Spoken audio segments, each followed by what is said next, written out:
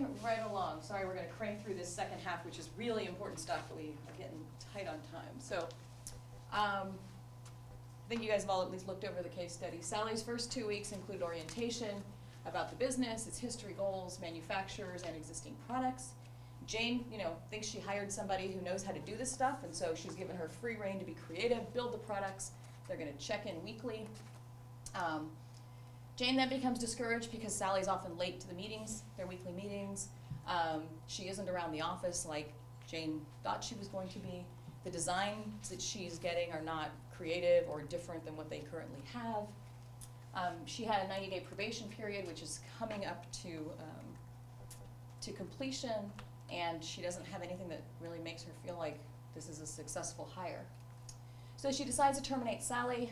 Sally is completely shocked, doesn't understand why she's being fired, and Jane doesn't really know how to deal with it, so she says, well, I just don't think it's a good fit. Anyone had that situation before? Okay. Anything jump out at you here as issues? It's not specific. Not specific? Isn't written down. I have a page that I now have that solves that, and it's more, these are the priorities, and I need this each day. You can write this down, and it helped a lot. So it would help for her to have a daily report or something? Well, this is all the stuff you're gonna do. Will work you into kind of the whole thing. You start at a mailroom and you work your way up, but it's all, these are your priorities. I want you to write down what you're working on. And just give a lot more specific detail on what they're doing. But if they ever have questions, come ask me. And so this is, if you do A, then we can do B. If you don't do A, then we can't move forward. And just giving more specifics on things. I think the weekly check-in, there was no parameters for that. What are they checking in about? And it also sounds like Jane is not, is she documenting any of this? I mean, even if it's just, hey, you didn't show up to these check-ins, and, it doesn't sound like she's documenting anything, even though I think if she did, she could very comfortably, whether it's in that 90 days or not, like, hey, you didn't show up to these meetings, like, you're just not present. And then she didn't have those expectations spelled out on what was due when. I mean, it just would be very easy for her to say, you just didn't do these things, instead of it's not a fit. We've been advised in an Apple state, don't use the word 90-day probationary period. I would agree. I'm sorry, can you say that again? Steve said that he's been advised that he shouldn't use the 90-day probationary period. And I am a believer in that as well, in that I think it sets a certain expectation that you have a job for 90 days first, which may not be a good expectation to set. And secondly, it suggests that if certain things are met, then you have a job after that, which may not be the case as well. So how do you define what is success and not success within that 90-day period? And do you want to limit yourself with that 90-day period in any way, shape, or form? What purpose does it serve? And in most cases, it doesn't serve any real purpose in an at-will environment. So I wholeheartedly agree. So, any other issues that jump out at you guys? All right. So let's see some of the things that Jane should be thinking about here. So first off, understand what at-will employment is. At-will employment is that either party can terminate at any time for any reason or no reason at all. So you don't have to give a reason. She can say, it's not a good fit, sorry, all done. Nothing really legally wrong with that.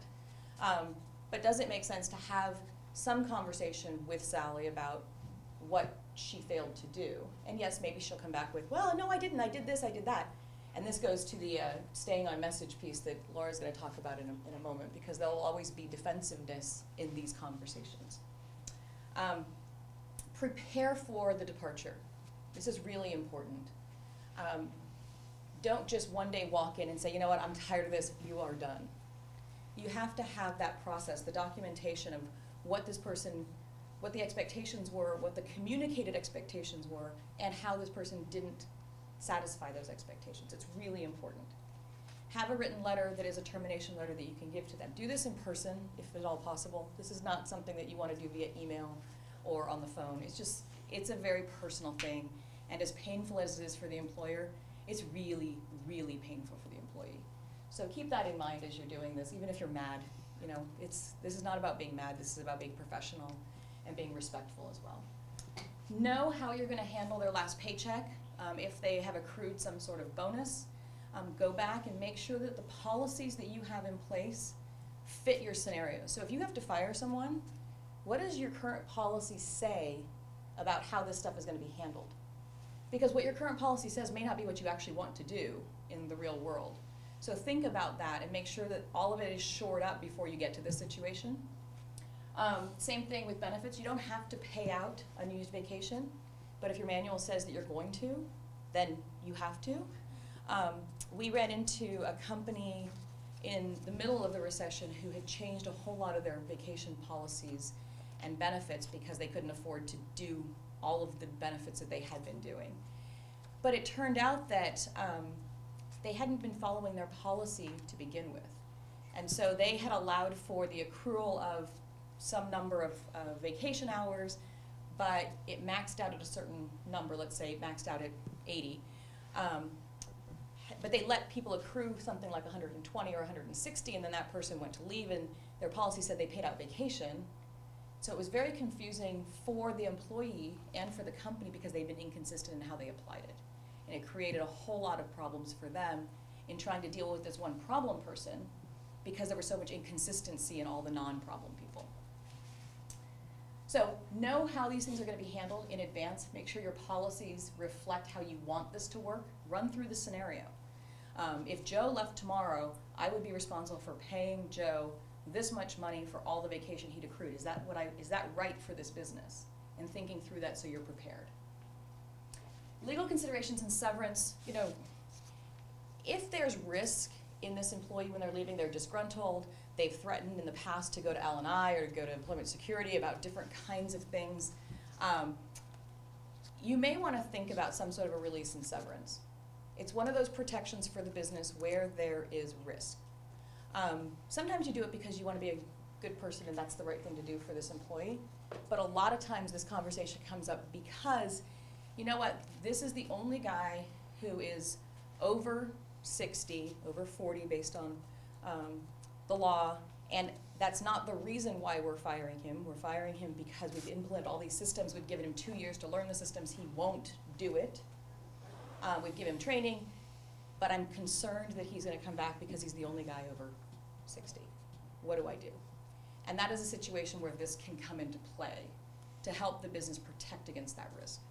So that, well, I mean, you can say it's because you're not a good fit, but that doesn't really protect you, so to speak, from somebody coming back and saying, no, that's not what it is, it's because I'm over 60 or I'm fill in the blank or. That's right.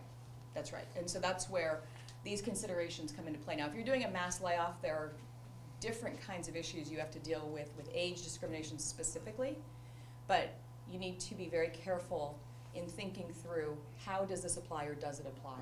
And sometimes you want to just have a standard policy that we do, you know, vacation payout and some sort of a severance with a release, and that's your policy.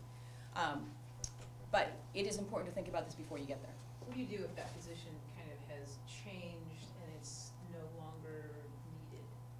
I mean, it's The layoff. I mean, it is just a, you know, we no longer have this position, we're reorganizing, and therefore, you know, there's no job there anymore. It doesn't change the risks, really, but it is the reason, and the reason is legitimate for the business. You mentioned paying a severance to avoid legal considerations. Now, in order for them to receive that severance, you make them sign something saying they won't hold the company liable for something? They release the company from everything and anything that they might have. And they have to sign that, that's not assumed. To get the severance, that's right. Okay. So it's, you know, we will give you the money, you sign the release. Otherwise, you don't get the money. So you have a prepared document that's consistent that everyone who receives a severance has to sign? Yes.